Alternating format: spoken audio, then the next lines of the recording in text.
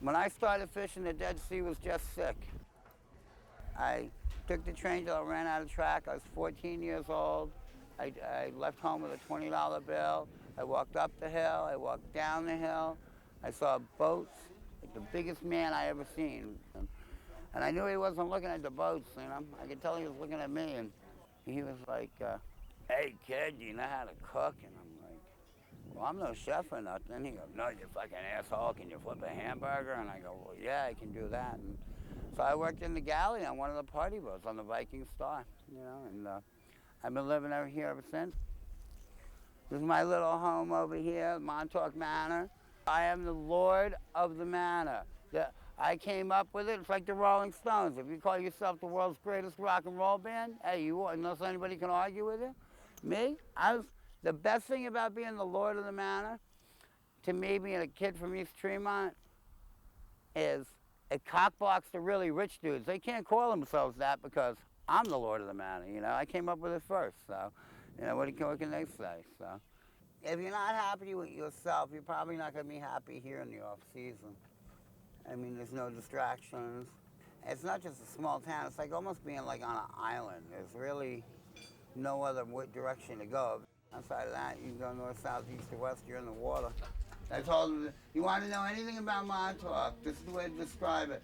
We have a bakery that's open during the summer and 3 liquor stores that are open year-round. So. Our regulations are determined by people who virtually never go out on a fishing boat. You're sending 2 monkeys out in a canoe. The monkeys come back, and the monkeys tell you how many fish were caught in a given day. And unfortunately, that survey, which all of us, including the government, recognize as being inadequate. The government took a 24 million pound quota, East Coast quota, allowance for fishermen, and dropped it to a 14 million pound quota. It's just like buying a gas station, and suddenly what they're telling you, you can't sell gas anymore. But you can sell your cigarettes and your soda. They're taking away their ground fish and stuff like that, and then they have to settle for little fish or whatever they can get their hands on. The government let them get scupped.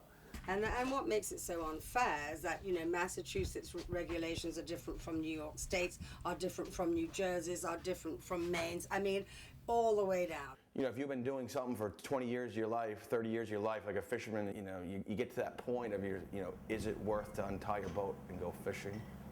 It's a federal crime to take seafood that's out of season. You're more of a criminal being a commercial fisherman, being out of compliance, than you breaking into my house. And you walk out and only get petty crime. What's in here is everything I own. I have about 200 rods, anywhere from the 1800s like these and to the early 20s. And this is all I got to leave my son, you know. They're going to be worth money. That's my plan, was to make my living on my boat for the rest of my life, but it didn't work, you know. So it's been sitting right now for about 4 years.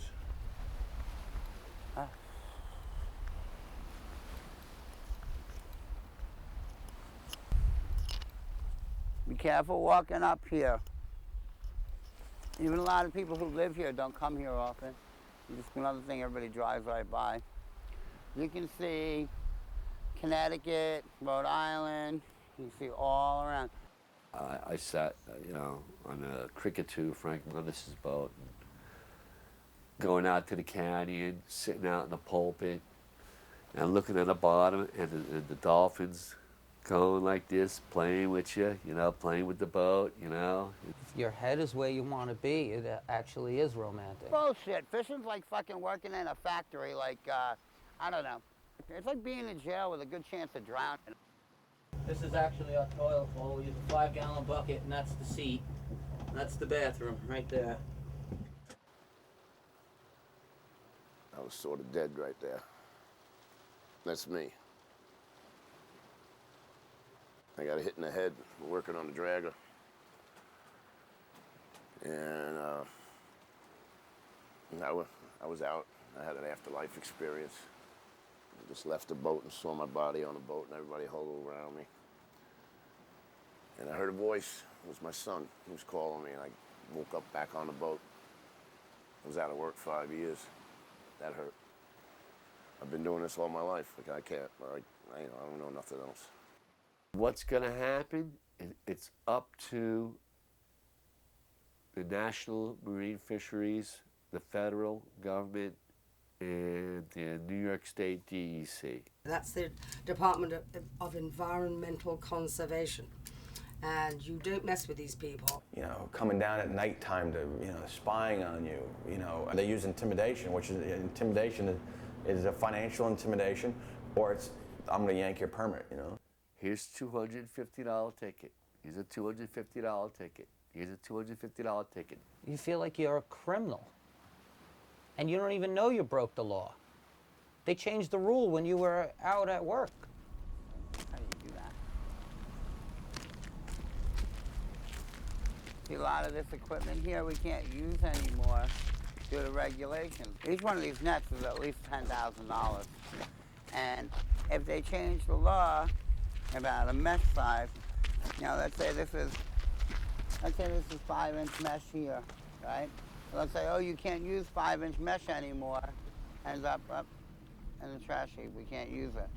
And another 10 grand down the deck. And if you look around, there's hundreds of thousands of dollars in nets just sitting here. There's cases where we just had them built, where they're brand new, and all of a sudden they changed the law and we can't use the net anymore. And the government's not going to give you a nickel for that. I don't understand who makes these rules up. And I've been digging through it. Supposedly goes through a council who makes these decisions, and they're not fishermen. Hola, Tortuga! Ah, Excelencia, el Tortuga today.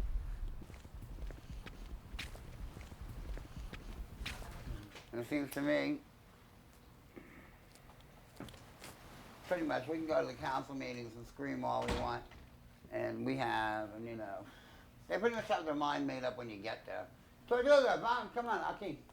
¿Qué pasa, Tortuga? Hola, Tortuga. Come here, both Tortuga. Come here. Come here. Come here.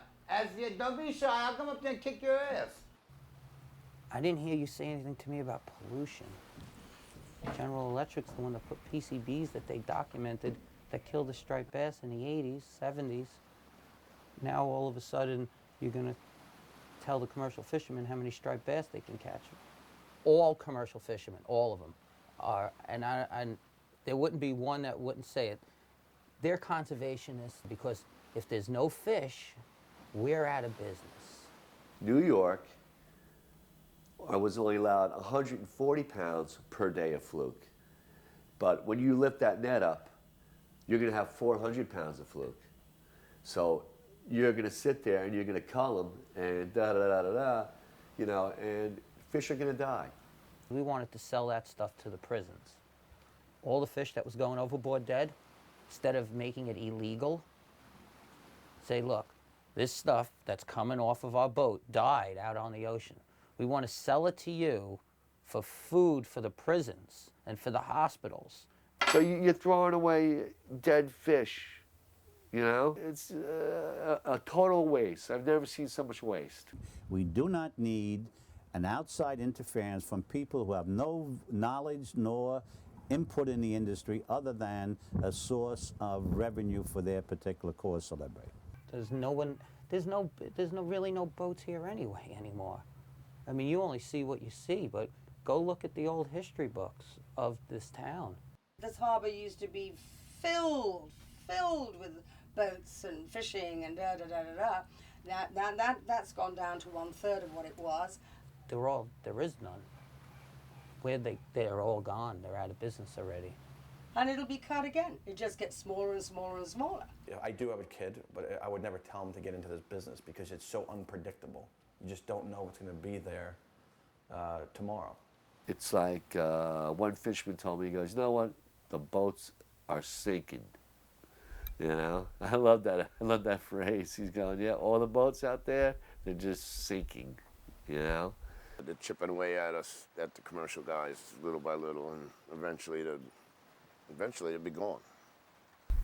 In a world where 30,000 children starve to death every day. Me and my friends, we went out in the world's most dangerous environment and did the world's most dangerous job. And it's all well and good. You know, everybody who's an artist, who's a this, who's pushing papers around, whatever, you know, I don't know, doing stock stamps in Manhattan, that's all well and good. But if we're not feeding you, you ain't doing nothing, you know? On this glorious day of celebration for Christ's resurrection, we offer praise and prayers to God who loves and provides for us. Please stand. Joe Hodnick had passed away. I was the last person to hear him screaming for help on the radio. Found his toothbrush in one of his boots floating in the water when we tried to go save him. Never found his body, and I quit fishing for a few months and went to work for King Cullen selling fish. Couldn't be indoors and not be out there. I went back fishing. I just miss being on the ocean. I mean, it's never exactly the same, and you never know what to expect. So it's an adventure every time I go. This is a quick little thing, you know?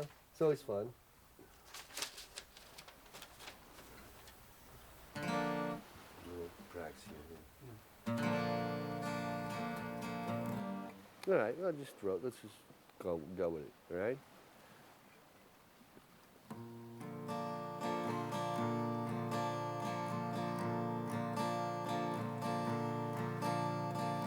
Where have all the fishies gone?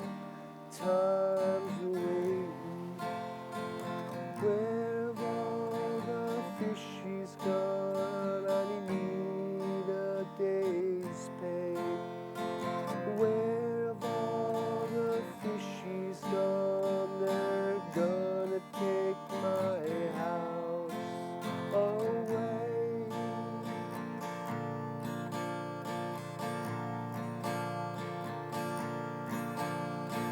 Where have all the fishies gone? The government is taking them too.